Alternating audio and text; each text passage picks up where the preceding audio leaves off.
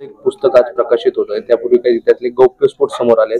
त्यांनी असं म्हटलं आहे की बाळासाहेब ठाकरे यांनी नरेंद्र मोदी यांना सगळ्या दंगलीच्या आरोपीतून वाचवलं होतं आणि अमित शहा यांना देखील अमित शहावर यांच्यावर देखील बाळासाहेबांचे अनेक उपकार आहेत. जय श्रीराम, जय संविधान.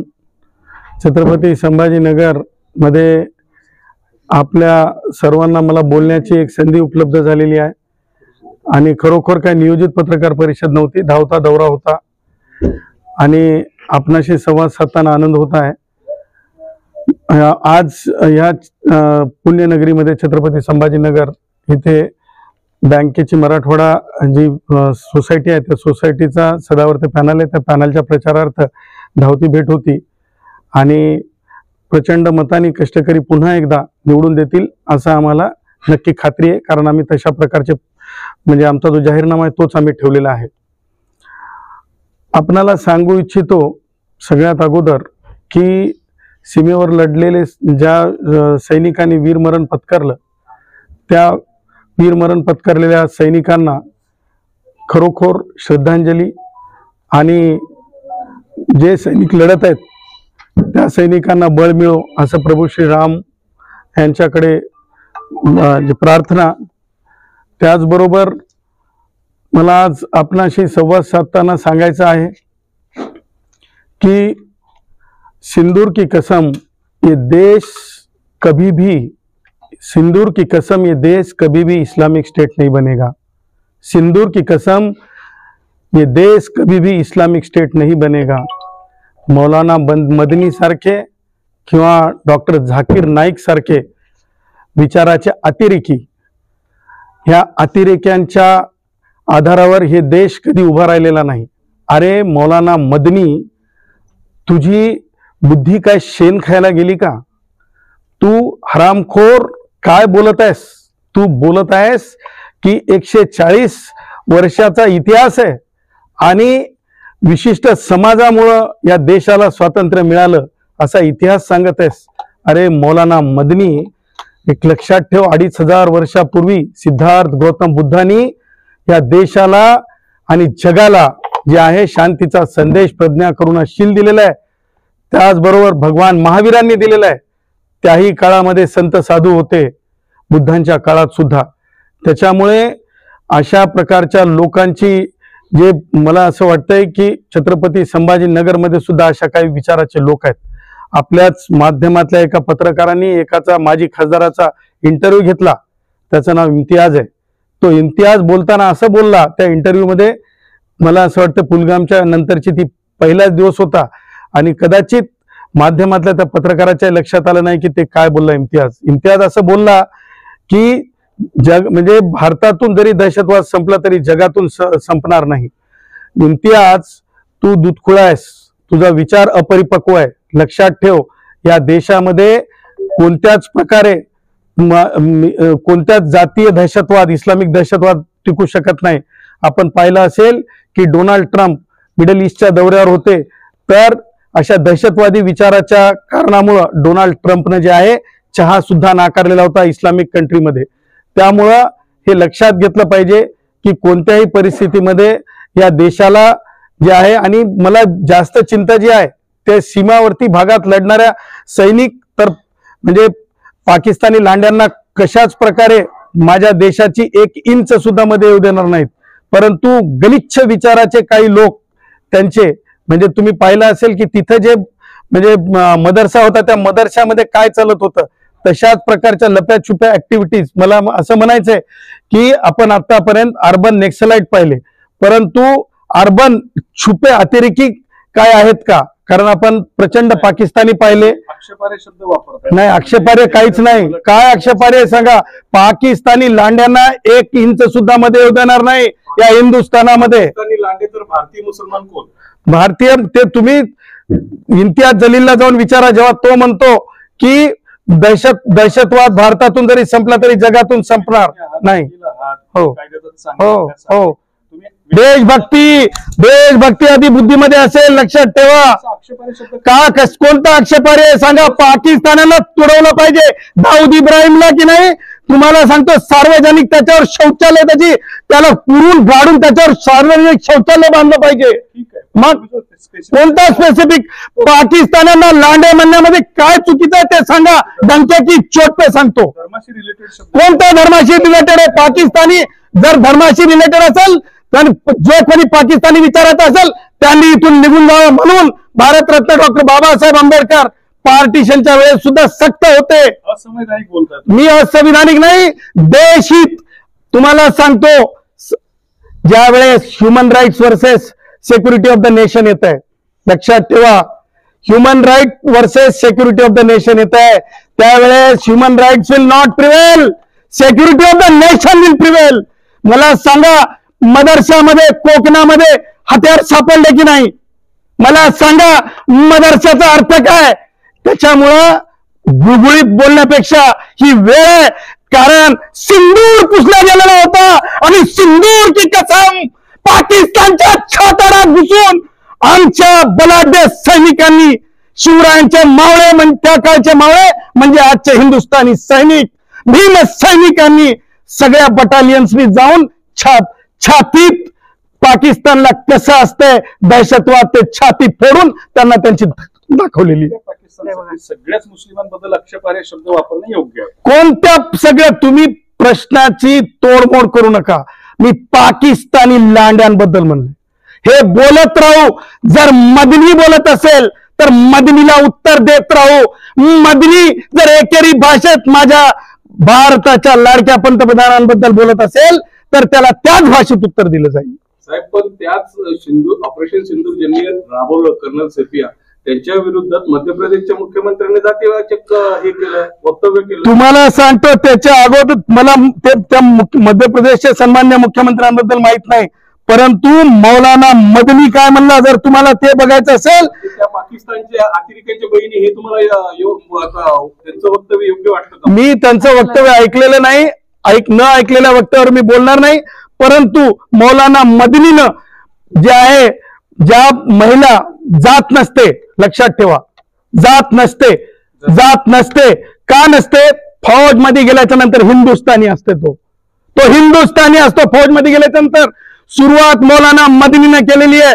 विशिष्ट ज्या महिलेनं करेज दाखवलं, हिंदुस्थानी म्हणून करेज दाखवलं, ते त्या महिलेची जात, मी कशाला जात सांगू, त्या महिलेची जात मौलाना मदनीनं अगोदर काढलेली आहे. त्याच्यामुळे मौलाना मदनी सारखे आणि डॉक्टर झाकीर सारखे, तुम्हाला सांगतो नाईक सारखे, या भारतभूमीवर त्यांचे विचार त्यातले त्यात म्हणजे जलील ज्या प्रकारे आपल्याच एका माध्यमाच्या एका याला बोलताना इंटरव्ह्यूला ज्या प्रकारे व्यक्त केलं की भारतातून जरी दहशतवाद संपला तरी जगातून दहशतवाद संपणार आहे. त्याचं कारण मिडल ईस्ट मध्ये अमेरिकेच्या राष्ट्राध्यक्षांनी चहा पिलेला नाही, हे सुद्धा जलीलने आता बघून घेतलं पाहिजे. संजय राऊत जे बोलले त्याबद्दल काय म्हणलं? संजय राऊत काय बोलले? ते म्हणाले की बाळासाहेबांचे मोदींवर आणि अमित शहावर खूप उपकार आहे. त्यांना दंगलीत त्यावेळेस अडकले होते त्यावेळेस त्यांना वाचवण्याचा प्रयत्न केला. कसं आहे संजय राऊतांचं, कसं आहे, मला कोणाला म्हणायचं नाही. या छत्रपती संभाजीनगरमध्ये काही काळ मला आठवतंय की सामनाच्या संदर्भाने आम्ही त्यांना पाहिलेलं आहे. मला कुणालाही दिवाणी मोटर म्हणायचं नाही. पण ते तसं म्हणतोय ना, तुम्ही पुस्तकच लिहिलंय, पुस्तक मधून लिहिलेलं पुस्तक आहे, बाहेर येत. आता काय इतक्या चांगल्या गुन्ह्यामध्ये होता तो की त्या फ्रस्ट्रेशन मध्ये त्यानं काय लिहिलंय त्यानंच गडगडी वाचून घ्यायचं. अमित शहा बद्दल पण बोललाय की ते म्हणतात संजय राऊतची लायकी आहे का अमित शहा साहेबांबद्दल बोलण्याची? गाडी घेऊन मातोश्रीवर आले, बाळ ठाकरेंना भेटले, मग बाळ ठाकरेंनी मदत केली. अमित शहा कसं आहे, संजय राऊत आयत्या बिळात नागोबा आहे. त्यानं काय मला सांगा, एखाद्या शिवसैनिकासारखा कुठं मार खाल्लेला आहे का? ते फुकटमध्ये झालेला पुढारी आहे. मी तर सांगतो की मी नेहमी सांगतो की आमचा शेवटचा गाववाडीतला जो वार्ताहर असतो की नाही, तो खूप कठीण पत्रकारिता करत असतो. संजय राऊतनं असे 4 कधी एकाच बातमीचे 2 कॉलम आहे की नाही, 10 सेंटीमीटर कधी कष्टाने लिहिलेलं मला दाखवा. रेडीमेड आहे तो. ते केली आहे. बघा, काही अभ्यास तुमचा असेल संजय राऊत बद्दल, माझा अभ्यास एवढाच आहे की संजय राऊतला मला म्हणायचं नाही दिवाणी मोटर. शरद पवारांबद्दल देखील बोलले ते की नरेंद्र मोदी हे दंगलीत मोदीला वाचवलं त्या हा, दिवशी त्यावेळेला. दंगलीत शरद पवारांना वाचवलं. बघा, मला राष्ट्रवादी काँग्रेसचे वयोवृद्ध पुढारी शरद पवार यांच्याबद्दल संजय राऊत काय बोललाय ते पुस्तक मी काय आणखीन ते पुस्तक मला वाचायचं नाही, प्रकाशन बाकी आहे. प्रकाशन बाकी आहे आज का? संध्याकाळी. मग त्याच्या आधी ट्रिजर काढले का? ट्रिगर आणलाय बाहेर. ट्रिजर आणले का? हा, पण एक लक्षात ठेवा, ज्याचं ट्रिजर निघत असतंय ना ते कधीच यशस्वी होत नसते. कारण ते बरोबर जयश्री पाटलांनी सांगितलं, ट्रिजर ज्या पुस्तकाचं ते फ्रीजर मध्ये जात असतं. कारण या विद्यापीठामध्ये ना आम्ही खूप असे पुस्तकाची चर्चा झालेली पाहिली, पण ते जे चर्चा झालेली पुस्तकं असतात ना ते फ्लॉप शो असतात. तुम्ही वाचणार नाहीत संजय राऊतांचं. आता हे बघा, ट्रिजर आहे तर फ्रीजर मध्ये जाणार आहे, तुम्ही वाचा आणि सांगा. साहेब, आपण सरकारमध्ये सहभागी आहात, आपलं सरकार आहे. 12,000 ते 16,000 एसटी महामंडळाला तोटा आहे. यासाठी आपण काय करणार आहात? सरकार आमचं, एस टी महामंडळ आमचं आहे. कष्टकऱ्यांच्या बाबतीमध्ये येणाऱ्या काळामध्ये आम्ही सर्वांकष जे आमचे यथोचित प्रयत्न आहेत ते करून संपूर्ण कष्टकऱ्यांना न्याय देण्याचा आम्ही पुरेपूर, म्हणजे आम्हाला खात्री आहे की आम्ही प्रयत्न करणार म्हणणार नाही, पुरेपूर आम्हाला खात्री आहे की आम्हाला न्याय मिळेल. आणि आराखडा तसं तयार केलेला आहे. बघा ससो खंडाळकर सर, आपण खूप चिंतनशील व्यक्तिमत्व आहात, पत्रकार नंतर व्यक्तिमत्व आहात. आणि मला हे म्हणायचं आहे की ते महामंडळ आहे आणि तिथं तोटा नफा नसतंय असं मी सन्माननीय परिवहन मंत्र्यांना एकदा नाही 4 वेळेस सांगितलंय आणि महाव्यवस्थापकांना सांगितलंय. त्याच्यामुळं त्या तोट्याची चिंता कुणी करण्याची गरज नाही. तो तोटा तुम्ही आल्यानंतर झाला नाही, काय हरकत, ते तोटा की नाही एका बुकसाठी असेल, अकाउंट बुकसाठी. एस टी महामंडळ हे म्हणजे मोठ्या उमेदीनं उभारून येणार आहे. 5,000 बसेस येणार आहेत. त्याच्यामुळं तोट्याची चिंता करायची गरज नाही. तोटा हा बुक्ससाठी आहे. सामान्य वाडी तांड्यापर्यंत सन्माननीय मुख्यमंत्री देवेंद्रजींची इच्छा आहे, कायम राहिलेली आहे, की शेवटच्या वाडी तांड्यापर्यंत ही रक्तवाहिनी आहे लालपरी कधीही थांबणार नाही. कारण ती सामान्य कष्टकऱ्यांसाठीची आहे, ती शेतकऱ्यांसाठी आहे, शेतमजुरांसाठी आहे. आता पुढाऱ्यांसाठी नाही म्हणता येईल, परंतु सामान्यांसाठी तीच आहे. तुमच्या आवडीचा एक प्रश्न विचार. मनोज जरांगे पाटील हे पुन्हा एकदा 29 ऑगस्टला दिल्लीवर धडकणार, मुंबईवर धडकणार आहेत, मुंबई जाम करणार आहेत आणि लाखो मराठ्यांना सोबत घेऊन ती कूच करणार. ह्यांच्या एवढं कुणालाच माहित नाही, कारण यांनीच मला चॅलेंज दिलं होतं कि अगर कोई बंबई में आने से जरंगे को रोक सकता है तो सदावर ते रोक सकता है. यांचाच माझा संवाद झाला होता आणि त्या संवादातूनच मी यांना म्हणालो होतो की डंके की चोट पे जरंग्या को रोक के बताऊंगा. आणि मी मुंबईच्या शिवेमध्ये जरंगेला येऊ दिलेलं नव्हतं. त्याच्यामुळे जरंगे काय म्हणताय त्याच्यावर आता काही फार विश्वास करू नका. तयारी सुरू झाली आहे, बैठका सुरू आहे. आता हे पहा, कसं आहे की उद्या स्थानिक स्वराज्य संस्थेच्या निवडणुका आहेत. म्हणजे जिल्हा परिषद आहेत, पंचायत समिती आहेत, महानगरपालिका आहेत. त्याच्यामुळे कसं आहे की ते कोणीतरी खाज लावून दिलेली असते, कोणीतरी रसद पुरवलेली असते आणि त्या रसदेच्या जोरावर जे आहे त्या व्हॅक्युमवर अशी माणसं बोलत राहतात. ही माणसं काही हिस्टॉरिक काय करू शकतात का? या माणसांनी उलट नुकसान केलं. आज तुम्हाला सांगतो, मला मराठा समाजातली मुलं फोन करून सांगतात की जिथं 9.5% जिथं EWS मध्ये मुलं असायची मराठा समाजाची, आज तुम्हाला सांगतो याच्यामुळे SCBC, OBC या सगळ्या प्रकरणामुळे ती मुलं आज 5%वर आलेली आहे. याचं उत्तर जरंगेकडे आहे का? हे सगळं म्हणजे हिशोब आहे, हे काही वेगळं सांगायची गरज नाही. हा काय जातीय ससो खंडाळकर साहेब, कसं आहे की जातीय जनगणनेमुळं कोणाचं किती लोकसंख्या आहे इथपर्यंत ठीक आहे, ते नक्की होईल. परंतु एक लक्षात घ्या की मर्यादा जी आहे आरक्षणाची ती 50%च्या वर जाता येत नाही. 10% आपण सार्वजनिकपणे EWSचं आरक्षण दिलेलं आहे, म्हणजे 60%च्या वर, कारण ते 10% सुप्रीम कोर्टाने कन्फर्म केलेले आहे. त्यामुळे जातीय जनगणना झाल्यामुळे मायक्रो OBC किती आहे, कोण किती आहे याची नक्की त्याच्यावर परिणाम होईल. आणि त्यासोबतच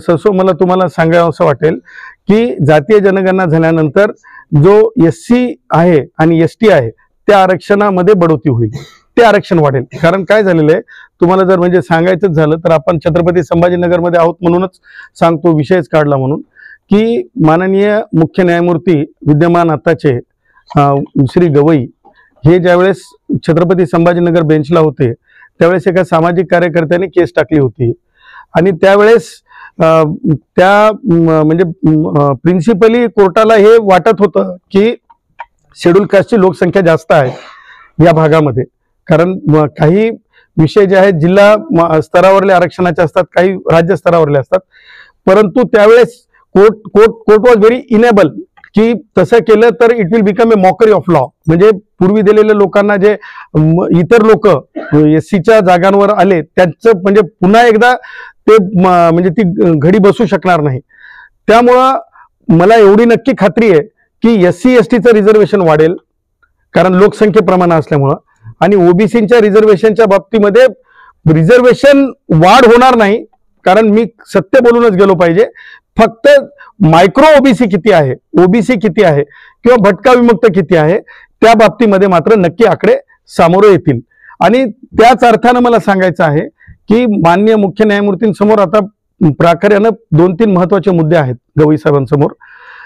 मला तुम्हा सगळ्याच कानवटे साहेब असतील, ससो असतील आणि सगळ्याच म्हणजे सन्मान्य पत्रकारांना सांगायचंय की आपण काल एक माध्यमांसमोर एक बातमी आली होती की माननीय राष्ट्रपती महोदयांनी 10 प्रश्न जे आहेत यांना विचारलेत मुख्य न्यायमूर्तींना की राष्ट्रपतींना सुप्रीम कोर्ट डायरेक्शन देऊ शकते का.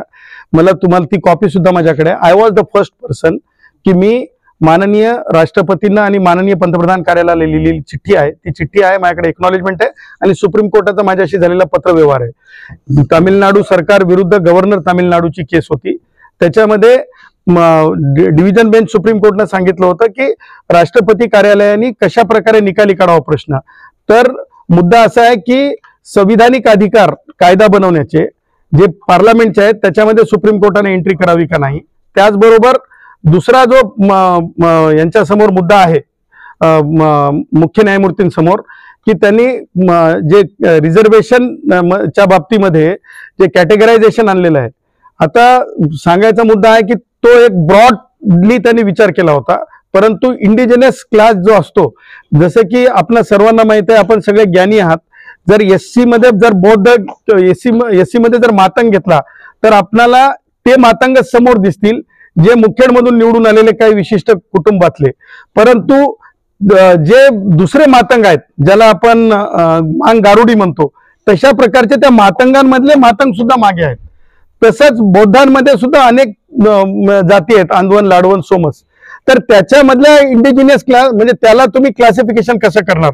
त्यामुळे ह्या दोन्ही गोष्टी ज्या आहेत महत्वाच्या आहेत. आणि तिसरी महत्वाची गोष्ट म्हणजे सर्वोच्च न्यायालयाच्या पीठामध्ये रिझर्वेशन प्रमोशनच्या भूषण गवई सन्माननीय मुख्य न्यायमूर्ती होते आणि त्या बाबतीमध्ये आणखीन मागासवर्गीयांना, ओबीसींना, भटक्यांना पदोन्नतीतलं आरक्षण दिलं गेलेलं नाही. हे तिन्ही मुद्दे मला असं वाटतं की येणाऱ्या काळामध्ये मुख्य न्यायमूर्तींच्या कक्षेमध्ये त्यांना ठरवताना फार विचारपूर्वक ठरवावं लागेल, कारण देश प्रश्न विचारत राहणार, सामान्य माणूस चर्चा करत राहणार. जसं आम्ही पत्र लिहिलं तसं अनेक लोक पत्र लिहितील आणि त्या माध्यमातून, माझ्या पत्राच्या माध्यमातून एक नव्याने पहिल्यांदा म्हणजे ससो तुम्हाला सांगायचं की पहिल्यांदा राष्ट्रपती कार्यालयातून मुख्य न्यायमूर्तींच्या कार्यालयात विचारण्यात आलं की अशा प्रकारे डायरेक्शन सुप्रीम कोर्ट राष्ट्रपतींना देऊ शकते का. अशा म्हणजे ज्याला आपण म्हणतो की लॉ आणखीन म्हणजे सुदृढ आणि संविधान अधिक सुदृढ अशा कारणाने होतंय असं माझं मत आहे. एक प्रश्न